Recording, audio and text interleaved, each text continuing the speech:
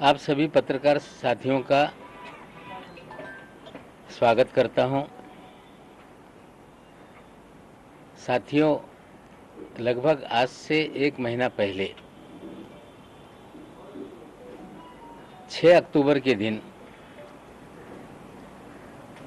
आप लोगों को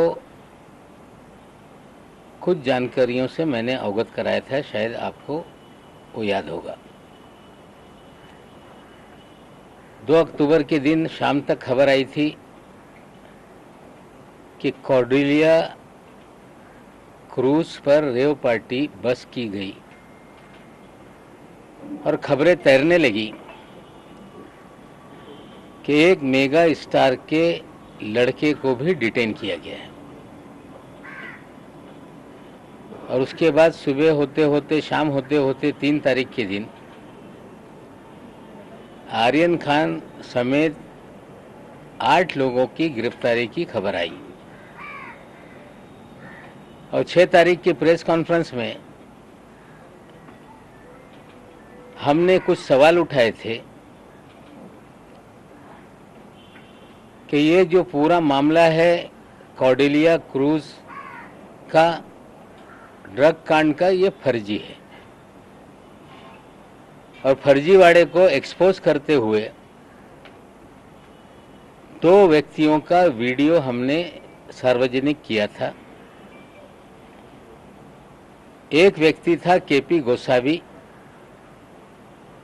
जो आर्यन खान को ले जाते हुए एनसीबी के मुख्यालय में नजर आया था। दूसरा, अरबाज मर्चेंट को ले जाते हुए मनीष भानुशाली नाम के व्यक्ति की वीडियो हमने जारी की थी। और उससे पहले भी वो 2 व्यक्ति एनसीबी के मुख्यालय में जा रहे हैं, ये 6 तारीख के दिन हमने ये सारे सवाल खड़े किए थे। हमने सवाल पूछा था, ये कौन 2 व्यक्ति है जो हाई प्रोफाइल अक्यूज को घसीटते हुए एनसीबी के मुख्यालय में ले जा रहे हैं। हमारी प्रेस कॉन्फ्रेंस 3 बजे हुई थी। उसके बाद 5 बजे एनसीबी के एक अधिकारी ज्ञानेश्वर सिंह जी मीडिया के सामने आए थे और उन्होंने कहा था कि they are our independent witness. उन्होंने 9 विटनेसों के नाम जारी किए और 9 विटनेस की एक सूची भी प्रेस रिलीज के जरिए आप सभी साथियों को उन्होंने देने का काम किया था। सवाल पूछे गए थे कि नवाब मलिक इस तरह के सवाल क्यों उठा रहे हैं। ज्ञानेश्वर सिंह जी का बयान था कि ही इज प्रेजुडिस।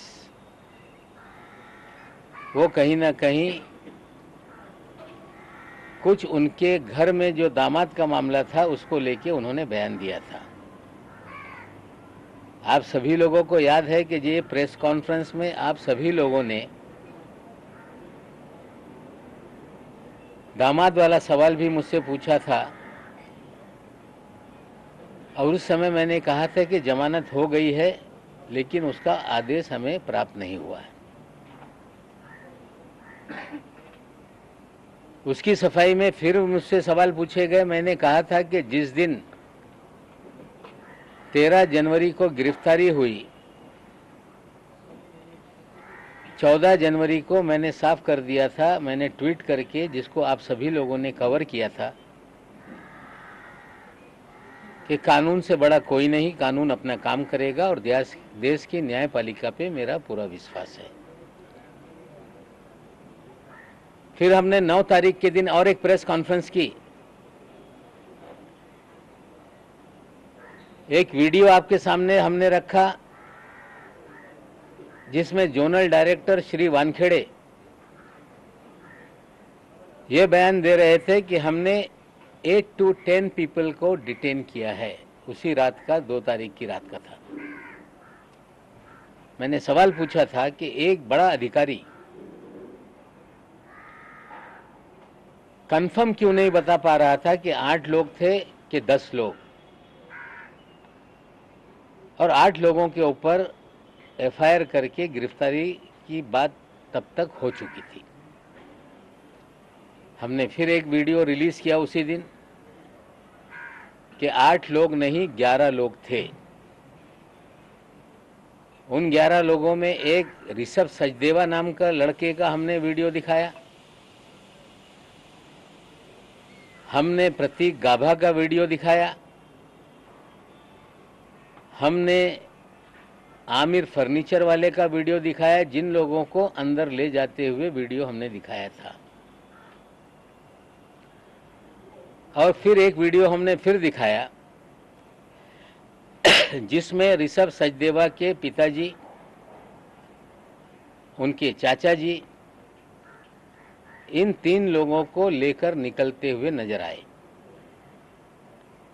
और हमने सवाल उठाया कि ये 3 लोगों को क्यों छोड़ा गया, और हमने सीधे कहा कि ये भारतीय जनता पार्टी के पूर्व जो युवा मोर्चा के अध्यक्ष थे मोहित कंबोज जी, जिन्होंने नाम बदल के मोहित भारती कर लिया है, ये उनके साले हैं और इनके बोलने पे ही उनको छोड़ा गया। फिर तुरंत प्रेस कॉन्फ्रेंस हो गई। श्री वानखेड़े ने कहा कि वो 11 लोग नहीं 14 लोग डिटेंट किए गए थे।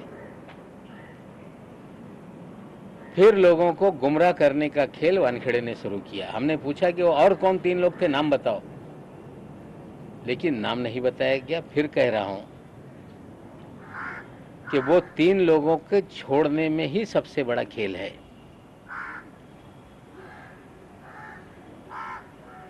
जिस दिन मैंने ऋषभ सचदेवा का नाम सामने लाया,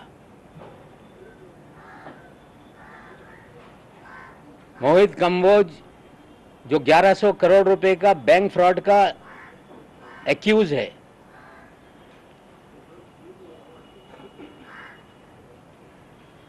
जो देश में भारतीय जनता पार्टी की सरकार बनने से पहले कांग्रेस के नेताओं के पीछे दुम की तरह घूमता रहता था, एक नेता जो मुंबई में कांग्रेस के अध्यक्ष थे, अभी वो भारतीय जनता पार्टी में है, उनका पिछलग्गू था। दिल्ली से लोग आते थे, जो नेतागण उनके पीछे पीछे घूमने का काम करता था। 1100 करोड़ रुपए का बैंक घोटाला करने वाला ये व्यक्ति जैसे ही देश में सरकार बदली, ये भारतीय जनता पार्टी में शामिल हो गया। पैसे के बल पे दीन-दोषी विधानसभा से भारतीय जनता पार्टी का प्रत्याशी बन गया। चुनाव हारने के बाद उसे भारतीय जनता युवा मोर्चा का अध्यक्ष बनाया गया और 1100 करोड़ रुपए के फ्रॉड की कंप्लेंट सीबीआई और ईडी के पास थी। 1.5 साल पहले एक छापेमारी सीबीआई की इनके घर पे हुई। 60 करोड़ के मामले में छापेमारी हुई। उसके बाद छापेमारी के बाद मामला फिर दब गया। मैं एक फाइल है आप सभी लोगों को दे रहा हूं, उसकी जांच आप करिएगा। ये इसलिए बताना चाहता हूं कि पिछले 1 माह से ये महाशय पूरी तरह से छटपटाए हुए हैं। कोर्ट की प्रोसीडिंग में बार बार ये बात आई कि आर्यन खान को वो स्वयं उस क्रूज पे कोई टिकट निकाल के नहीं गया, उसे प्रतीक गाबा और आमिर फर्नीचर वाला के जरिए वो वहां गया। मैं सीधे बताना चाहता हूं कि ये पूरा मामला किडनैपिंग का और रैंसम का है। मोहित कंबोज के साले की जरिए ट्रैप लगाई गई, वहां आर्यन खान को पहुंचाया गया और किडनैप करके 25 करोड़ की फिरौती मांगने का खेल शुरू हुआ। डील 18 करोड़ में हो गई। 50 लाख रुपए उठाए गए लेकिन एक सेल्फी ने पूरा खेल बिगाड़ दिया, ये सच्चाई है। जो किडनैपिंग का मास्टरमाइंड है वो मोहित कंबोज है। उगाई के खेल में मोहित कंबोज ये वानखेड़े का साथी है।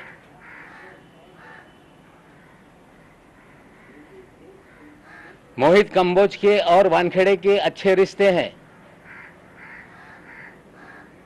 मोहित कंबोज इस शहर में 12 होटल चलाता है।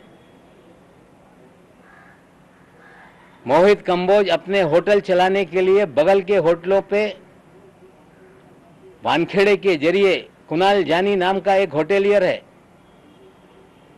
जो बास्किन नाम का होटल चलाता है। उसके बगल में ओपा नाम का एक होटल कंबोज ने खोला। और बास्किन जो पूरे शहर के क्रीम लोगों के लिए एक इटरी है, उसके मालिक के ऊपर फर्जी मामला बना दिया ताकि बास्किन बंद हो जाए। हमने कहा था कि कंबोज के और वानखेड़े के रिश्ते हैं। जल्दी इनकी मीटिंग की वीडियो रिलीज करेंगे। नसीब इनका अच्छा है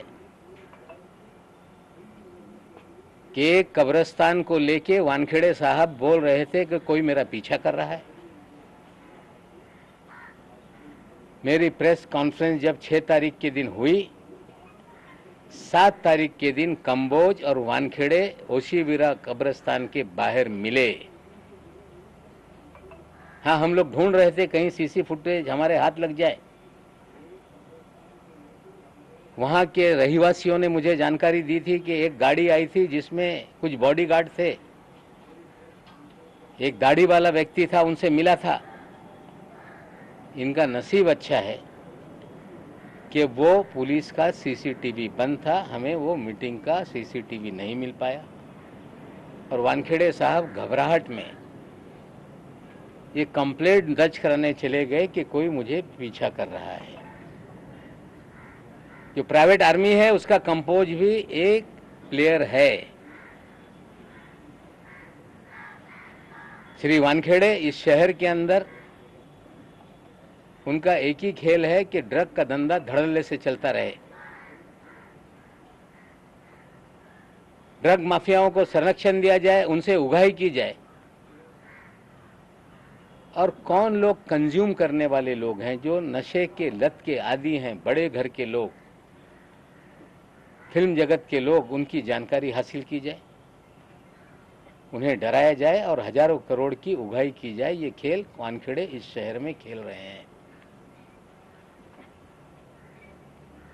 18 करोड़ का मामला इस्टेब्लिश हो गया है। प्रभाकर साइल जिसने आकर पुलिस के सामने एफिडेविट देकर अपना बयान दर्ज कराया, आप साथियों ने दिखाया। और मुझ पे आरोप बार बार 2 प्लेयर को वानखेड़े आगे कर रहा है। एक का नाम है सैम डिसोजा, सैनियल डिसोजा, जिसके बारे में कुछ चीजें बाद में मैं दिखाऊंगा। गौरव करने के लिए सैम डिसोजा आगे आ रहा है। और कंबोज जी ने कल प्रेस कॉन्फ्रेंस करके हमने कहा था दिल्लीला में छुपे हैं कुछ राज।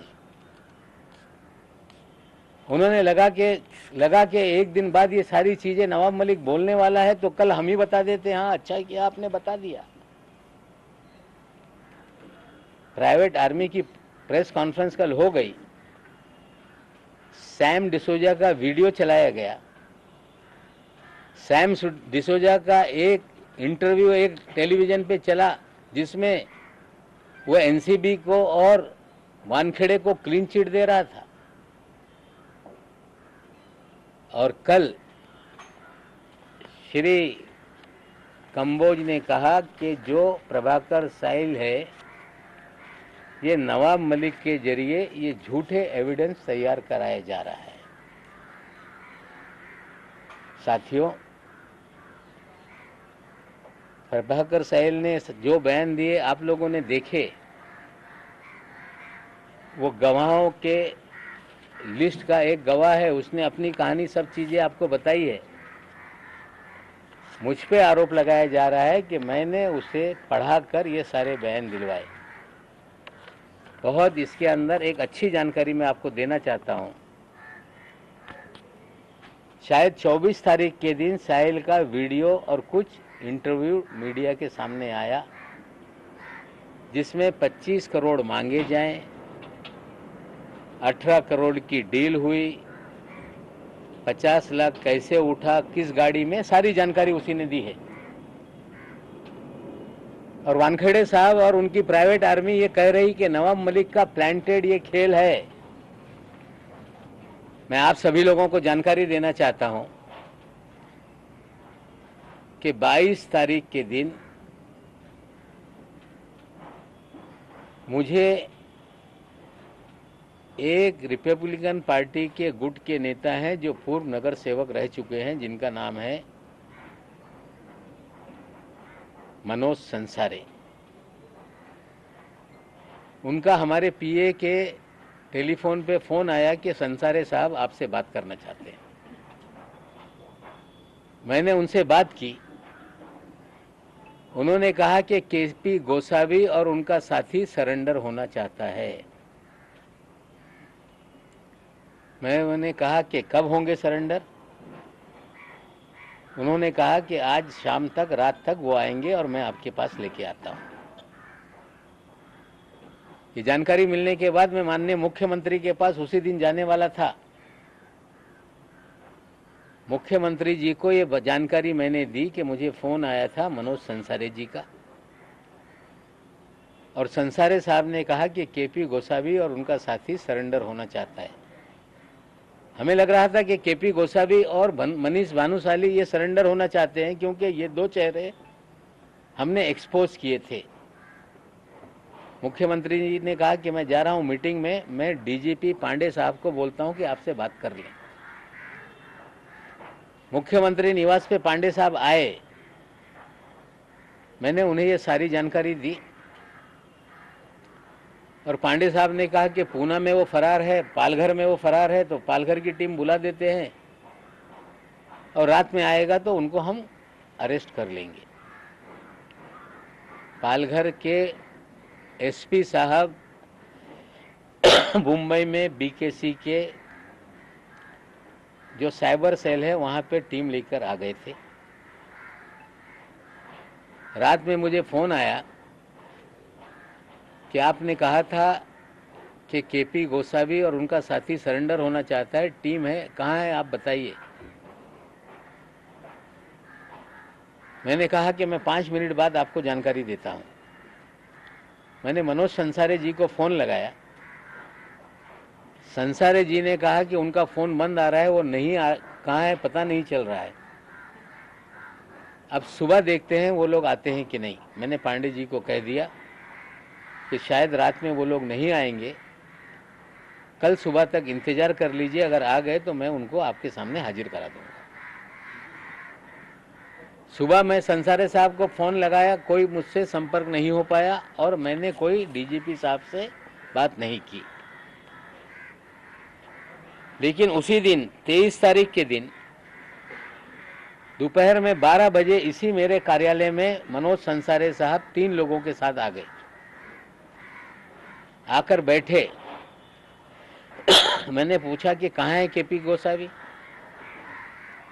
उन्होंने कहा कि यही तो केपी गोसावी का साथी है। मैंने बोला ये महेश भानुशाली तो नहीं? बोले ये केपी गोसावी का साथी है। सुनो ये क्या बोलना चाहता है।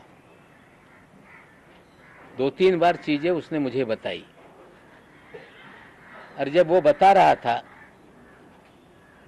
उसके एक साथी के फोन पर लगातार फोन बज रहा था। मैंने कहा उठा लो। बोले ये पूना पुलिस के क्राइम ब्रांच से हमें फोन आ रहा है,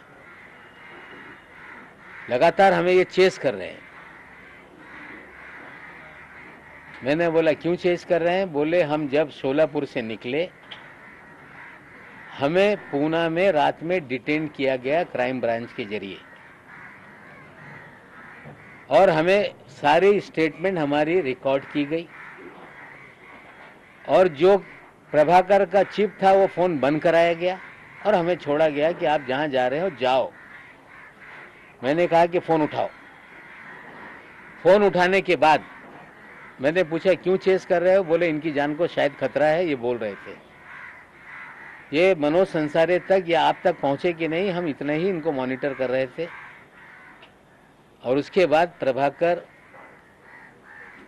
आया हमारे सामने, मैंने मनोज संसारे से कहा कि इनका एक एफिडेविट बना लो, जो ये बोल रहे हैं इनका वीडियो रिकॉर्ड कर लो और मीडिया को दे दो और पुलिस स्टेशन में जाके कंप्लेंट लिखा दो। शायद वानखेड़े को ये पता नहीं कि आरोप लगा रहे हो, लेकिन नवाब मलिक ने कोई तोते को, जिस तरह आप कंबोज को पढ़ा रहे हो, जिस तरह आप सैम को पढ़ा रहे हो, नवाब मलिक ने कोई पढ़ाने का काम नहीं किया। मैंने ये कहा था कि लीला में छुपे हैं कुछ राज। मेरे पास पगारे साहब भी आए थे 4 दिन पहले, 5 दिन। उन्होंने अपनी सारी कहानी सुनाई थी। विजय पगारे नाम का व्यक्ति है जो चैनलों पे चल रहा है। लीला होटल की सारी कहानी बताई, कैसे पूरे लोग, मनीष भानुशाली, धवल भानुशाली, श्याम डिसोजा, किस तरह से वहां पे रंग रलियां मनाते थे, किस तरह से चीजें चलती थी। वानखेड़े साहब को लगा कि ये कल बात होने वाली है, तो चलो कंबोज के जरिए लीला का राज खोल देते हैं। सुनील पाटिल का नाम सामने ले आते हैं। सुनील पाटिल को मैं जीवन में कभी नहीं मिला। सुनील पाटिल कोई राष्ट्रवादी कांग्रेस पार्टी का कार्यकर्ता नहीं। सुनील पाटिल के कल कंबोज साहब ही राणा साहब मंत्री के साथ फोटो दिखा रहे थे। सुनील पाटिल के अमित शाह जी के साथ कई वीडियो घूम रहे हैं। सुनील पाटिल के मुख्यमंत्री गुजरात के, उनके शपथ ग्रहण समारोह के फोटो घूम रहे। मनीष भानुशाली के प्रधानमंत्री से लेके सभी लोगों के साथ फोटो है। मनीष भानुशाली जब माधवराव सिंधिया के लड़के जब पार्टी ज्वाइन कर रहे थे, तो बीजेपी के मुख्यालय में इंटरव्यू देते हुए नजर आ रहे हैं। हम तस्वीरों पे आरोप नहीं लगा रहे हैं। किस दल का व्यक्ति है हम ये नहीं कहना चाहते, लेकिन सुनील पाटिल भी फ्रॉड है। सुनील पाटिल भी वानखेड़े की प्राइवेट आर्मी का ये प्लेयर है। और मैं आपको और जानकारी दे दूं कि 6 तारीख को जिस दिन मैंने प्रेस कॉन्फ्रेंस की, उस दिन सुनील पाटिल का मुझे फोन आया था प्रेस कॉन्फ्रेंस के 2 घंटे बाद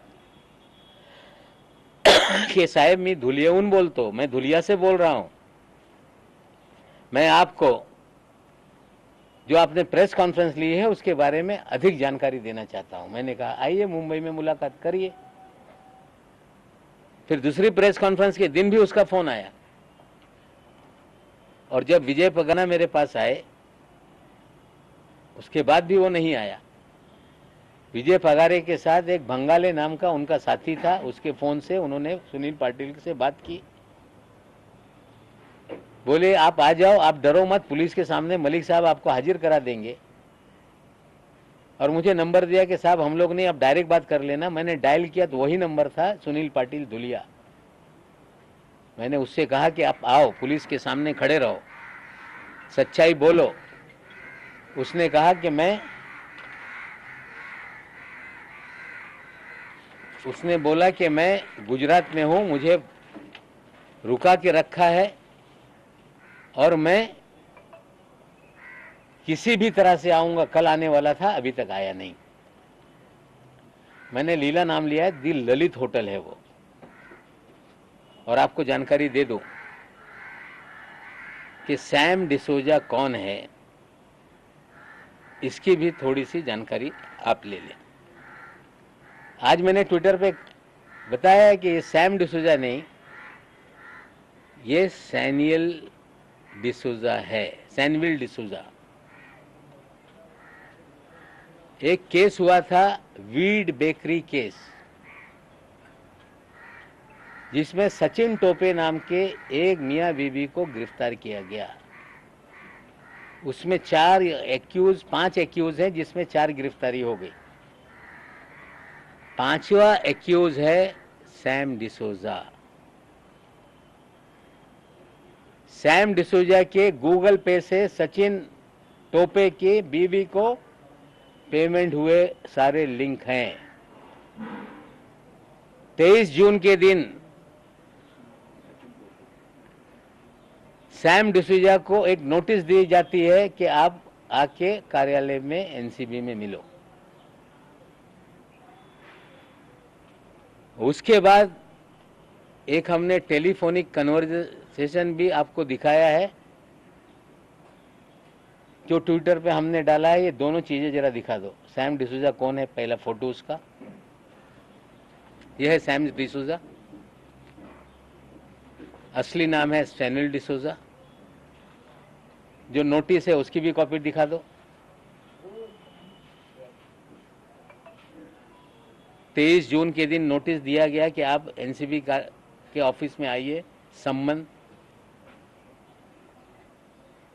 23 जून से लेके आज तक सैम डिसूजा की गिरफ्तारी क्यों नहीं है? क्योंकि सैम डिसूजा की एक कन्वर्जेशन है श्री वीवी सिंह जो अफसर हैं, वो भी जरा सुन लीजिए, वो बात कर रहा है।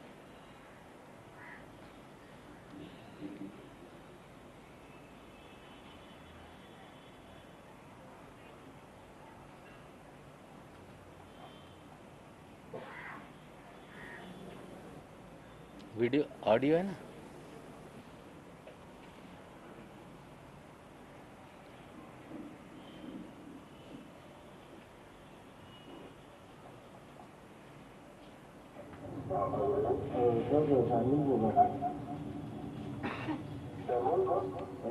सर आप वो नोटिस दिए थे ना घर पे? Yes sir. हाँ सर, हाँ आपने नोटिस दिए थे ना, मैं था नहीं घर पे, मुझे मालूम पड़ा है सर। मुझे 1 दिन और सर अभी मैं पहुँचा नहीं, घर में अभी पहुँचूंगा सर। पूरी मेरी तबीयत में डाउन लग रही है। मैं मंडे को आऊँ सर?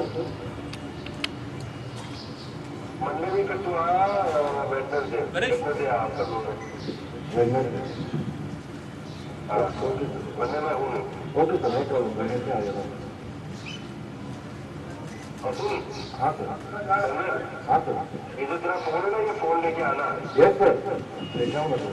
हाँ, मेरे को कोई हरकत नहीं चाहिए, ठीक है? क्योंकि मेरे पास IMEI नंबर है तेरा, कैंसिल ना चेंज करना ना कुछ करना। हाँ सर, मैं नहीं करूँगा, बता रहा हूँ, ऑलरेडी तेरे को फोन कर रहा हूँ। यस सर, मैं ऐसा कुछ काम करूँगा नहीं सर। हाँ ठीक है, आ जा, वेडनेसडे आ जा। Yes sir. 5 महीने इसकी गिरफ्तारी नहीं हुई है, लेकिन ये क्लीन चिट एनसीबी को दे रहा है अपने वीडियो में। ये 2 मीडिया पर्सन की बात कर रहा है, ये हवाला की बात कर रहा है, ये भी सुन लो। आपने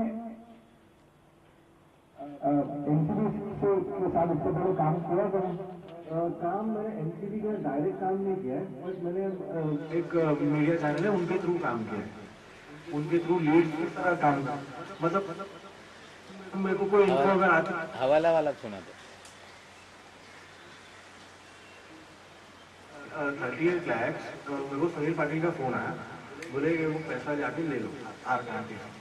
हाँ, आर कांति से ले लो, बिकॉज आई टोल्ड मैंने आर कांति हवाला दो, आर कांति हवाला दो। ये जो 2 मीडिया के लोगों के साथ ये काम करता है, एक है आरकेबी राजीव बजाज और दूसरा उनका साथी है जिसका नाम है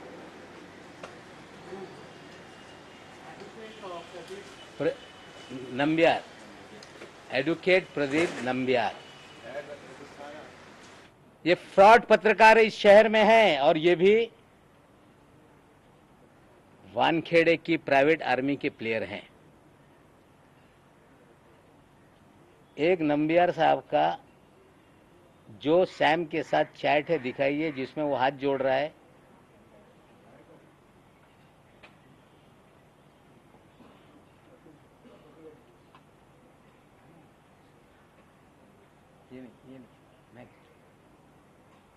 ये एक चैट है जिसमें वो हाथ जोड़ रहा है, बातें कर रहा है,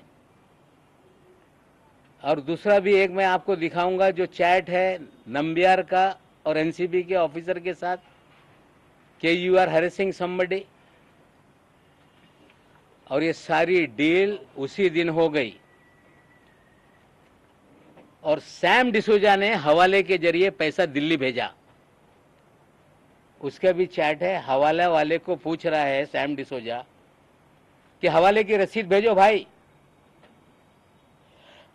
रसीद कहाँ है? हवाले वाला बोल रहा है कि हवाले की कहीं रसीद होती है क्या? फिर बोलता है okay I don't know, leave it. और ये नंबियार और राजकुमार बजाज आरकेबी ये इस शहर में इनके लिए काम करते हैं। एक छोटा सा यूट्यूब चैनल चला के लोगों को डराते हैं, नाम घोषित करते हैं, वसूली करते हैं। जो पैसा ना दे उसको एनसीबी से रेड करा देंगे, नहीं तो पूरा शहर में जो ड्रग का नेक्सस है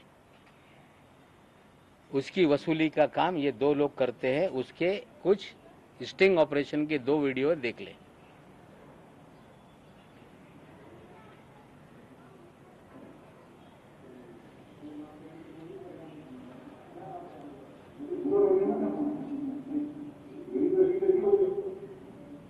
बजाज साहब में नंबियार के ऑफिस में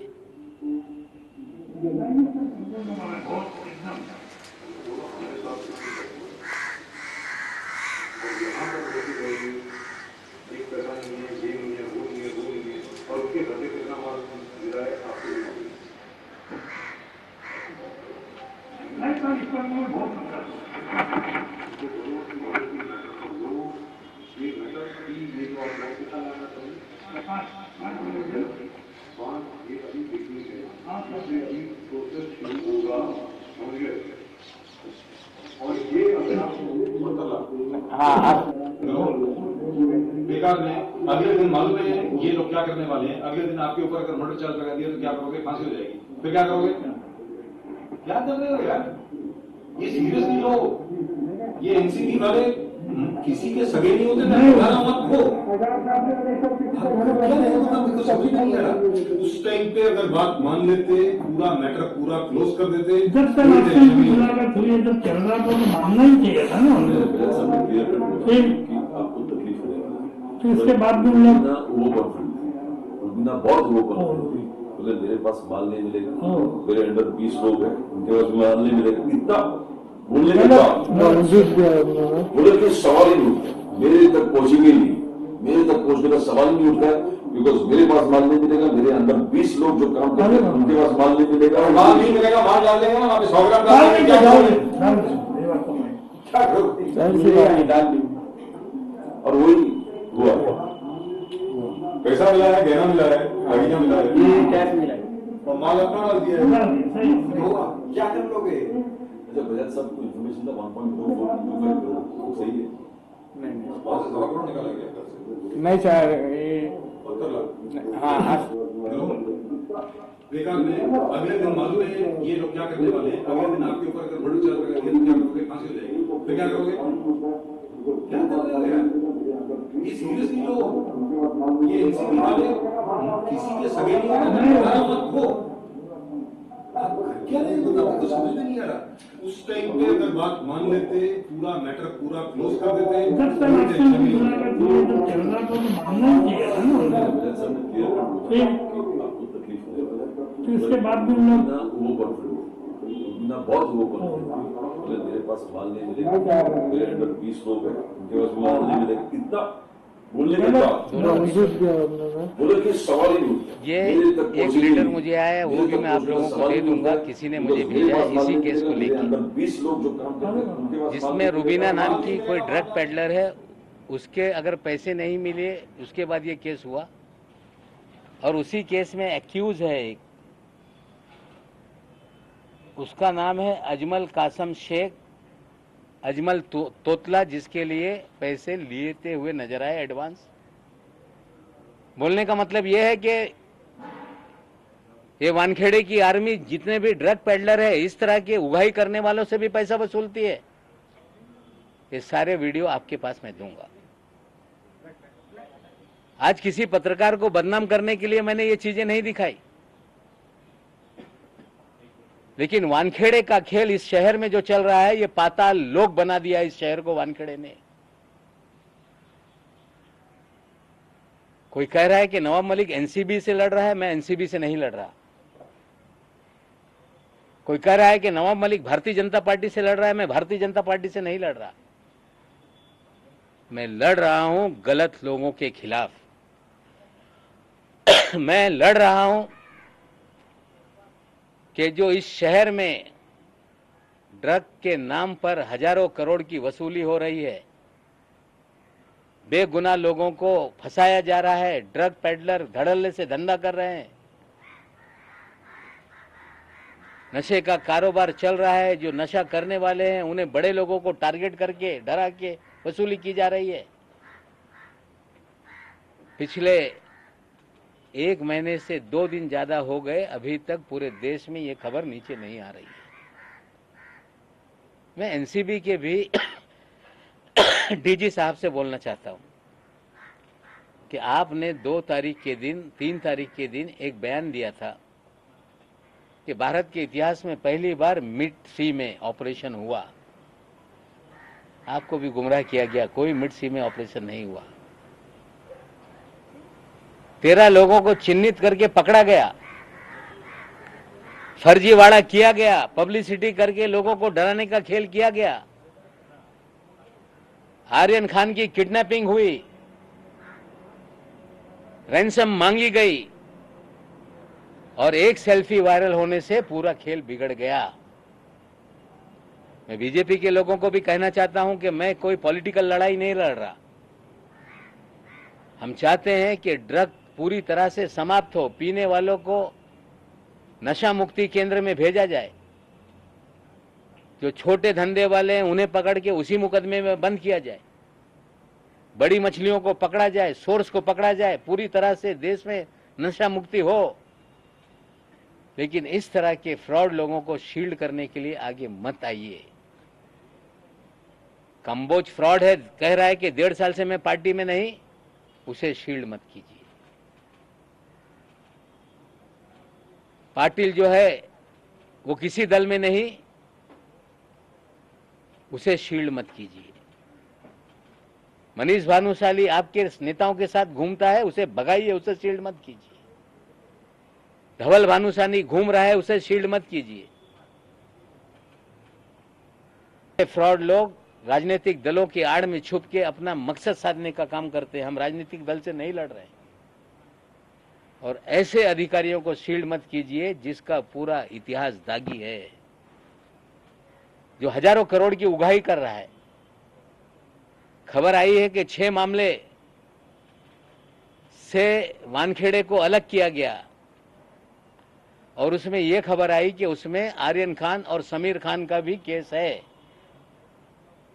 मैं अधिकारियों से पूछना चाहता हूं कि जिस केस में चार्जशीट फाइल हो गई, वो केस की जांच संजय सिंह क्या करने वाले हैं? या तो 2 चीज है, मैं उनकी मंशा पे सवाल नहीं उठाता।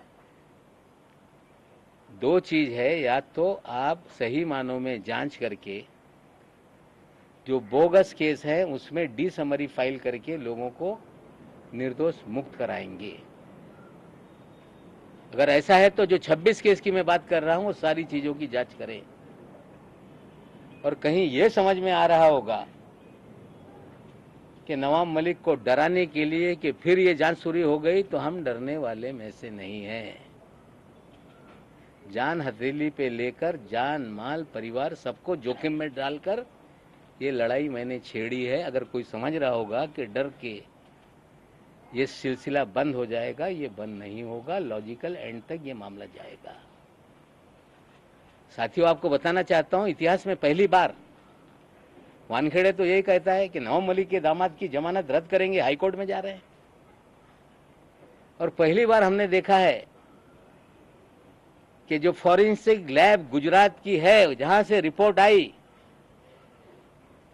उस रिपोर्ट को रीचेकिंग के लिए एप्लीकेशन एनडीपीएस कोर्ट में डाला गया। आज तक एक्यूज फॉरेंसिक रिपोर्ट जो आती है देश के सरकारी लेबोरेटरी से, उसको चैलेंज करते हैं। पहली बार एनसीबी चैलेंज कर रही है। मैं सीधे बोल देता हूं, मैंने दामाद से बात की, दामाद ने बोला कि डैडी लड़ाई जारी रखो, 8 महीने क्या आपके लिए अब 20 साल जेल में रहना पड़ेगा, तो जेल में आने के लिए तैयार है। फर्जीवाड़ा करके जेल में डालोगे, नवाब मलिक और उसका परिवार डरने वाला नहीं है। लड़ाई नाइंसाफी के खिलाफ है, लड़ाई बेगुनाहों को जो जेल में डाल रखा है उनको छुड़ाने के खिलाफ है, लड़ाई हजारों करोड़ का एक्सटॉर्शन जो शहर में हो रहा है उसके खिलाफ है। मैं बीजेपी से भी हाथ जोड़ के विनती करता हूं कि फ्रॉडों को शील्ड करने का काम ना करो, और एनसीबी के भी अधिकारियों को कहता हूं कि गंदी मछली निकाल कर फेंक दो। ये चंडाल चौकड़ी मुंबई के जोनल ऑफिस में है। समीर वानखेड़े, वीवी सिंह, आशीष रंजन और एक वानखेड़े का ड्राइवर है माने। ये चंडाल चौकड़ी ने ही पूरा डिपार्टमेंट का नाम खराब किया है, और आप नहीं करेंगे तो 2 एसआईटी फॉर्म हो गई है, एक राज्य सरकार की, एक केंद्र सरकार की। हमारी मांग है 26 मामलों की जांच करो, निर्दोषों को छोड़ो, समीर वानखेड़े की जांच करो। अगर आपकी एसआईटी नहीं करेगी तो किडनैपिंग और रैंसम का मामला तो इस्टेब्लिश हो गया है। धीरे धीरे लोग सामने आ रहे हैं, जांच है, मैं नहीं कहता किसी को नाजायज फंसा दो, लेकिन किडनैपिंग और रैंसम के मामले में जो भी गुनहगार हैं, चाहे गोसावी होगा, चाहे भानुशाली होगा, चाहे सुनील पाटिल होगा, चाहे धवल भानुशाली होगा, चाहे प्रभाकर सैल होगा, चाहे वानखेड़े होगा, वीवी सिंह होगा, निश्चित रूप से सत्य सामने आएगा, सत्य की जीत होगी। और जब तक ये लॉजिकल एंड तक विषय नहीं जाता, मैं रुकने वाला नहीं हूं। डराने का प्रयास ना करें, धमकाने का प्रयास ना करें। सच्चाई की लड़ाई है, सच्चाई की लड़ाई को हम आगे बढ़ा रहे हैं, और लोगों को डराया जा रहा है कि आपने पैसा दिया, आप भी इसमें आरोपी बन जाएंगे। विक्टिम कभी आरोपी नहीं होता। किसी को डरा के पैसा लिया जाए तो डर के लोग पैसा देते हैं। शाहरुख खान को डराया जा रहा है कि तुमको आरोपी बना देंगे, पैसा तुमने दिया है। They are victims. जो सारे विक्टिम हैं उनको बोलता हूं, खुलकर सामने आओ, डरो मत।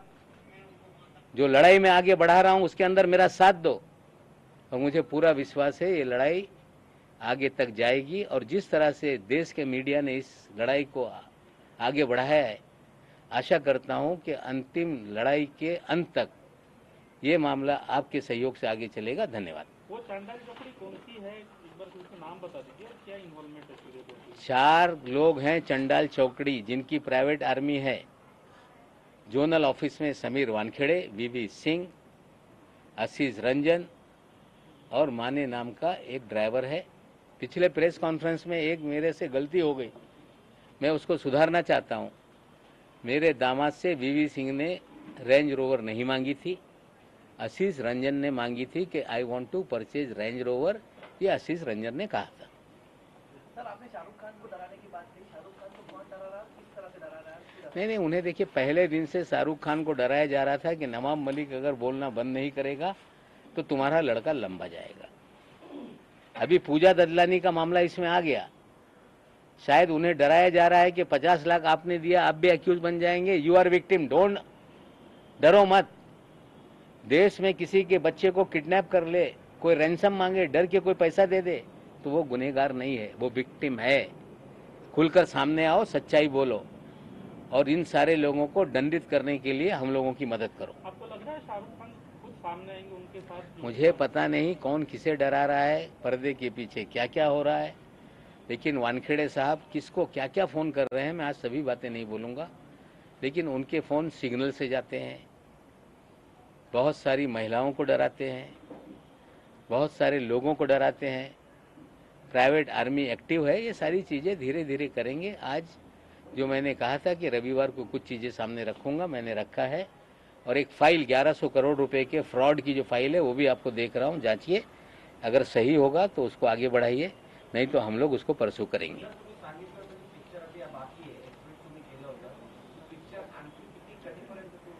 हे बघा, हे मेरा नाम जोकर 2 इंटरवलची पिक्चर नाही आहे, संगम 2 इंटरवलची पिक्चर नाही आहे। पिक्चर जोपर्यंत याच्यातला विलन तुरुंगात जात नाही तोपर्यंत हे पिक्चर संपणार नाही। ललितचा उल्लेख केला होता की ललितमध्ये खूप काही राज लपलेले आहे म्हणून तुम्ही सांगताना अगदी शॉर्टकट झालं। ललितमध्ये काय राज आहे? ललितमध्ये 7 महिने रूम बुक होते सुनील पाटील यांच्या नावाने। तिकडे हे सगळी प्रायव्हेट आर्मी जात होती। तिकडे बरेचसे काही घाणेरडा हा विषय आहे, ते मी त्याच्यात पडत नाही। म्हणजे त्या प्रायव्हेट आर्मी तिथून ऑपरेट करत होती। हे मी आज बोलणार आहे त्यासाठी वानखेडे साहेबांचे प्रवक्त्यांनी कालच तो सांगितलेला आहे की तिथे शबाब होता, कबाब होता आणि तिथे नवाब न होता तुमचीच लोक होती। माझा कधी त्यांच्याशी घेणं देणं नाही। देखिए, ललित होटल में जो मुझे जानकारी विजय पगारे साहब ने आके दी कि 7 महीने हम लोग होटल में वहाँ बुक करके थे। वहाँ पे विलास भानुशाली, मनीष भानुशाली, धवल भानुशाली, श्याम डिसोजा और बहुत सारे लोग आते थे। वहाँ पे लड़कियाँ भी आती थी, वहाँ ड्रग भी पिया जाता था, वहाँ पैसे भी आते जाते थे। ये सारी जानकारी मुझे विजय पगारे साहब ने दी थी, जो मैं बताने वाला था, लेकिन कल हड़बड़ाहट में वानखेड़े साहब के प्रवक्ता ने चीज़ें दे दी। उन्होंने कुछ व्हाट्सएप के स्क्रीनशॉट दिए जो सैम डिसोजा और सुनील पाटिल के बीच के थे। हमें लगता है चोर अपने जाल में खुद फंस रहा है। ये सारा खेल डिसोजा, कंबोज, ये सारे उगाई के किडनैपिंग के पार्टनर हैं। आज न कल उन तक सिकंजा पहुंचेगा। कल ये कहा गया कि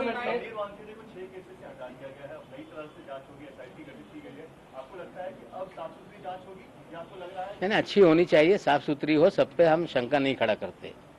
हम 26 मामलों की जांच चाहते हैं, लेकिन एक सवाल मेरे मन में है, जिसकी चार्जशीट पूरी फाइल हो गई उसकी क्या जांच होने वाली है? अगर साफ सुथरी जांच होगी तो क्या डी समरी सारे केसेस को करेंगे, या स्पेसिफिक आर्यन खान और समीर खान का मामला एसआईटी को दे दिया गया तो 2 उसमें से वो होता है, मतलब निकलते हैं। एक तो साफ सुथरी जांच करके लोगों को क्लीन चिट देंगे, या समीर खान का भी नाम उसमें छोड़ दो ताकि नवाब मलिक डर जाएगा। अगर उनको डराने का कोई खेल है तो नवाब मलिक डरेगा नहीं, ये लोग समझ लें। सुनील पाटिल का काय वाटतं? तुमचे सगळे आरोप हास्यास्पद आहेत।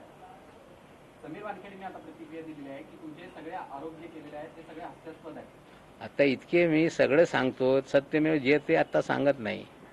त्यांना हसवा येत असेल पण पुढे ते रडणारच आहे। हो, आणखीन एक आहे क्रूजच्या बाबतीत। या क्रूज मध्ये जे केस बनवण्यात आली त्याच्यात क्रेव, ते वीडियो दाखवा, एक पेपर रोल को भी उसमें सीज किया गया है केस के अंदर। पेपर रोल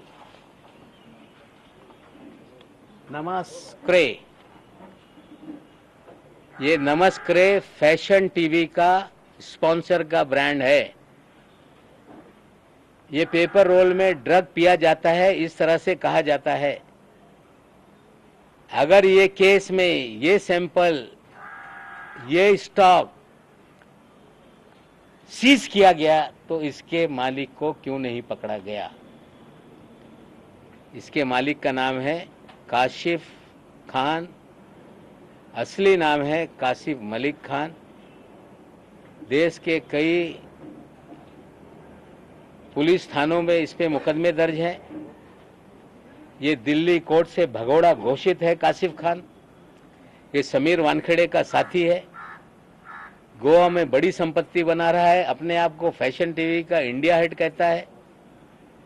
उस दिन ये पार्टी में नाच रहा था। सवाल ये है कि इसे गिरफ्तार क्यों नहीं किया गया। और ये व्यक्ति हमारे मुंबई के पालक मंत्री असलम शेख को भी बहुत फोर्स कर रहा था कि पार्टी में आओ। ये व्यक्ति बड़े बड़े नेता जो हमारे मंत्रिमंडल में हैं उनके बच्चों को प्लान करके वहां ले जाना चाह रहा था। क्यों इसे छोड़ दिया? ये असलम शेख को वहां क्यों ले जाना चाहता था? ये कई मंत्रियों के बच्चों को क्यों ट्रैप कर रहा था? क्या एक बड़ी कॉन्स्पिरेसी करके ड्रग का खेल सरकार चलवा रही है, बदनामी करने का षड्यंत्र था क्या? ये भी एक सवाल है। काशिफ खान की गिरफ्तारी क्यों नहीं, वानखेड़े के साथी को क्यों नहीं पकड़ा जा रहा है? और मैं जिम्मेदारी से कहता हूं, असलम शेख भी बयान दे देंगे कि उन्हें बहुत कोशिश की जा रही थी कि आप क्रूज पे चलो, लेकिन वो नहीं गए। शायद ये बड़ी एक कॉन्स्पिरेसी थी। धीरे धीरे मुंबई की एसआईटी भी इसकी जांच करे, हम मांग करेंगे। सर, राज्य सरकार और केंद्र सरकार के आरोप प्रत्यारोप में ऐसा कोई सरकार का नहीं, कोई हम किसी नेता पे आरोप नहीं लगा रहे। इसमें ऐसे अधिकारियों को जरा सुनिए, हम किसी नेता पे आरोप नहीं लगा रहे। हम राज्य सरकार केंद्र सरकार की लड़ाई नहीं है। ये एक चंडाल चौकड़ी जो एनसीबी में बैठी है उसको एक्सपोज कर रहे हैं। हम गुजारिश करते हैं अधिकारियों से जो वरिष्ठ है, ये चंडाल चौकड़ी को निकाल के बाहर रखो, नहीं तो ये सारी बदनामी इन्हीं लोगों की वजह से हो रही है। इनकी जांच बैठाओ, लॉजिकल एंड तक ले जाओ और अपनी बदनामी ना करो। हम देश से नशा मुक्ति के लिए आपके साथ है। कुछ लोग कहते हैं कि ये क्यों नहीं काम करते। मैंने जो एनडीपीएस एक्ट में एमडी को इंक्लूड किया गया, मारिया कमिश्नर थे, हमने सिफारिश करके एमडी नाम के ड्रग को भी इंक्लूड कराया। हम इस शहर में ड्रग खत्म हो, शिवदीप लांडे जी को बार बार हमारे घर के लोग जाके बंद कराने के लिए मेहनत करते रहे। हमने आज भी डीसीपी सारे हैं, उनको बता के किसी भी तरह से सारी चीजें बंद हो। ये नहीं कि नवाब मलिक चाहता है कि ड्रग बंद ना हो, हम पूरी तरह से चाहते हैं साफ सफाई हो, लेकिन ऐसी चंडाल चौकड़ी रहेगी तो ड्रग बंद होने वाला नहीं। इसलिए अंतिम लड़ाई लॉजिकल एंड तक हम ले जाएंगे। नवाब भाई, आपने ये पूरा मामला किडनैपिंग का है, रैंसम का है और इसका सबसे बड़ा खिलाड़ी मोहित कंबोज, उसके बारे में बताइए कि किस तरह से। देखिए, मोहित कंबोज का साला है ऋषभ सचदेवा, जो आर्यन खान का मित्र नहीं, उसके दो मित्र हैं, प्रतीक गाभा, आमिर फर्नीचर वाला। उनके जरिए आर्यन खान को वहां ले जाया गया और 27 तारीख को जब फॉर्च्यून होटल में ये सारी प्राइवेट आर्मी शिफ्ट हुई थी, फॉर्च्यून होटल में विजय पगारे के नाम से रूम बुक किया गया था। वहीं जश्न मनाया गया था कि 2 तारीख को बड़ा पैसा आने वाला है और इस खेल में आर्यन खान को ले जाने में मोहित कंबोज का खेल है, क्योंकि उनके साले के जरिए 2 लड़कों के जरिए ही आर्यन को वहां तक ले जाया गया। सर, आपने फेस्टिन और ओपा नाम के होटल, मतलब आपने बताया कि मोहित कंबोज जी के कई सारे होटल है और वो भी इससे जुड़ा हुआ है। देखिए, वो भी एक कहानी है, वो बाद में चीजें और खोल के चीजें लाएंगे। आज मुझे लग रहा है कि लगभग 1 घंटा हो गया। आज बहुत सारी चीजें हमने रखी है, फिर आने वाले दिनों में जो भी जानकारी मुझे मिलेगी मैं साझा करूंगा, ताकि ये एनसीबी के लोगों को भी पता चले, देश को पता चले और जो 2 एसआईटी है उन तक जानकारी जाए। हमें लगता है काफ़ी जानकारी मैंने दी है। और भी सवाल होंगे तो आने वाले दिनों में हम उसको जवाब देंगे। नहीं, ठीक है, उनका अधिकार है। कोई पिता हो, पत्नी हो, बहन हो, सभी लोगों को इस देश में कानून है। मेरे खिलाफ जो जिसको करना है कर ले। कुछ लोग तो गए थे कि नवाब मलिक के बोलने पे रोक लगा दो। वानखेड़े के जब एसआईटी बनाई गई तो बोलने लगे, मैंने कोर्ट में कहा था, इसलिए ये जांच होने गई, कोर्ट में गए थे कि मुझे ये जो इंक्वायरी है ये सीबीआई और एनआईए को दी जाए।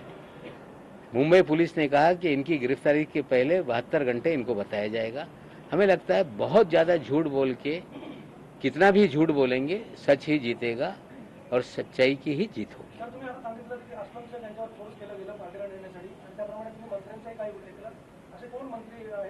असलम शेख स्वतः सांगतील, त्यांना विचारा, त्यांना परसू करत होते की नाही की आम्हाला तिकडे या म्हणजे तो गेले नाही. जर ते गेले असते, आणखीन काही पोरांना ट्रॅप करत होते, ते गेले असते, तर उडता पंजाब नंतर उडता महाराष्ट्र करण्याचा गेम होता. हे सत्य आहे. म्हणणं आहे की इतक्या मोठ्या प्रकरणामध्ये आपण करू नये. मग त्यांना वाचवू नये. जे सत्य आहे त्यांना शिक्षा द्या. मोठ्या प्रकरणे पडू नये म्हणजे जे सत्य आहे लोकांच्या समोर आणणं एक नागरिक या नात्याने माझी जबाबदारी आहे. थँक्यू.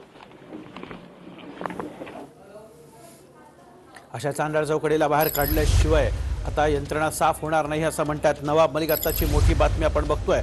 आणि आर्यन खान हा तिकीट काढून काही क्रूजवरती गेलेला नव्हता.